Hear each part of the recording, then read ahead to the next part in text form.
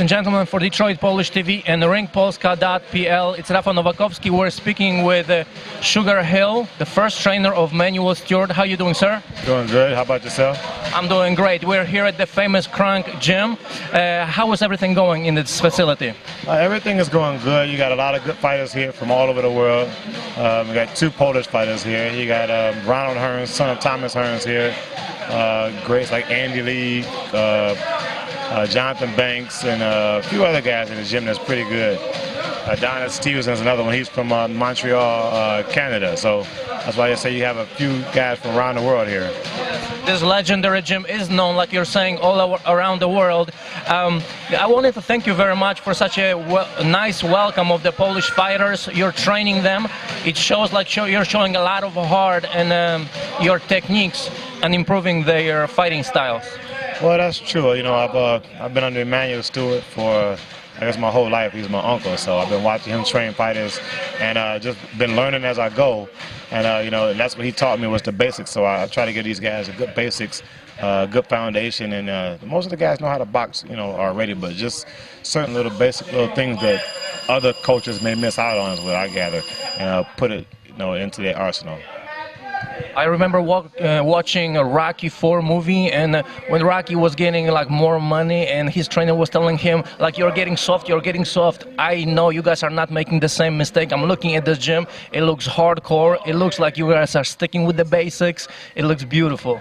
Yeah, well, you know, if you start slacking here, somebody else is going to try to get your spot. So you have even the amateur guys that box with the professional guys. They come in, the amateurs have a different attitude. They're trying to knock somebody out in the gym. And that's always been the motto. You know, you're trying to fight hard in the gym, so when you go out to the real fight, it won't be that hard. Absolutely. What can you say about the situation of the world boxing at this moment, at 2012? Well, the world of boxing is not how it used to be in, say, the 80s and the 90s when it was very, very popular. I know a lot of it has to do with, you know, the youth today. They're getting into the youth are getting into other sports, or they're mainly on the computer a lot, I want to say. A lot of people are text messaging and Twitter and Facebook, and it leaves them from other activities, you know, like boxing, physical activities, you know. And then another thing that's hurting the boxing is the guys don't box the same anymore. You have the Olympic boxing where they do like a cover-up peekaboo style, and nobody's boxing and showing off the art and craft of boxing anymore. So you need more fighters to do more of the basic things so that they will have the balance to put in the ring and start doing the slipping and the touching and the punching and counter punching and things like that are involved in boxing and that have always been involved in boxing. So that's what we're missing in boxing right now is, you know, the fighters being taught the proper way to box. And a lot of these fighters are very talented on their own, just natural talent. But they need to have some kind of, you know, some kind of molding system to get these guys to be like they were in the 80s and the 90s. Now, the two Polish fighters that came and trained with you today, what do you think about their talents, their skills, how much training obviously they still need to improve on? Well, Andrew, he's a newer fighter, so he has a lot of rhythm, which I like. I like a fighter with a lot of rhythm. He doesn't stand in one spot, so he's a little more difficult to hit. Pablo, he's a good fighter. I like Pablo a lot. He's got a big left hook that I really like, and I like throwing left hooks.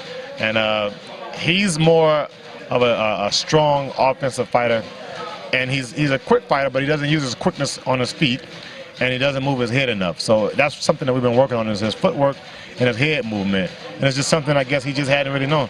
You know, he's a tough guy, not afraid to take a punch, but in boxing, it's not always about who can take the best punch. It's about hit and not be hit. Now let's talk about a little bit more about the Kronk gym. When I walked in here, I know you guys take it very personally. Whoever walks in, you need to know who is here. I walked in, the first question I got is like, can I help you, sir? So I know you need to know who's coming, who is not. Is there a membership associated? Do you guys pick the people who can train here? How does it work? Well, anybody can come and train at the Kronk gym. You just have to be tough enough to train here. You know, you get a lot of tough guys, or guys that think they're tough. They come in and they leave right back out. You know, it's only those who want to work hard that will stay in this gym. Like I said, we invite anybody. We don't turn down anybody. You know, you want to come and train, you want to be the best, we want you to be the best. So come to the Kronk gym. I think for the fighters all over the world, it's a true privilege to train in such a legendary facility. How can somebody maybe contact you or come here and join the gym? Well, the gym is located in Detroit. It's on West Warren. The address is 19239 West Warren. Telephone number to contact would be a 313 area code 532-3590, and that's the office of the Kronk Boxing Gym. Obviously, you take your art very seriously, but I see there's a lot of smiling faces. You guys throw a lot of jokes. One guy threw a towel inside, like, hey, save his butt, but it wasn't unnecessary. So it looks like a very friendly and family atmosphere. Yeah, the Kronk Gym has always been, since I've been around Kronk, so I won't say the year, but since I've been at Kronk, you know, it's always been more of a family-oriented gym. You have guys come from everywhere, but we all unite as a family when it comes to fight. These guys are trying to kill each other in the ring. But as soon as that bell rings, those guys are right back touching each other's gloves and telling the other guy what he's doing wrong and how he's catching that person and trying to help each other out. So it's always somebody trying to help somebody else out in the gym, and that's why I always like, you know, something like a family. You know, when those guys fight, everybody's cheering 100% for them. There's nobody sitting back saying, oh, I wish he would lose, or not cheering. They want that person to win as much as they want to win, because if they feel that they're winning, they feel, if his friend is fighting, they feel that they're winning in the fight because they train so hard together to get to that point. Would you please tell us about one of the most memorable fights of your career? Of my career as a trainer or as a fighter? One of my most memorable fights as a trainer that I worked was a fight with Andy Lee. He was fighting Craig McEwen, and it was a big fight, and Emmanuel was training Miguel Cotto at the time. So everyone was saying, Emmanuel is not there for Andy, you know, what's the fight going to be like? And it was always a concern, I guess, to the public and to everyone else that if Emmanuel's not there, the fighter won't do good. So I was training Andy Lee, which, by the way, me, Andy, and Emmanuel are very close. So me and Andy have a special kind of bond. So I know him very well. So it wasn't that big of a difficult change for him when Emmanuel wasn't in the ring for him that night.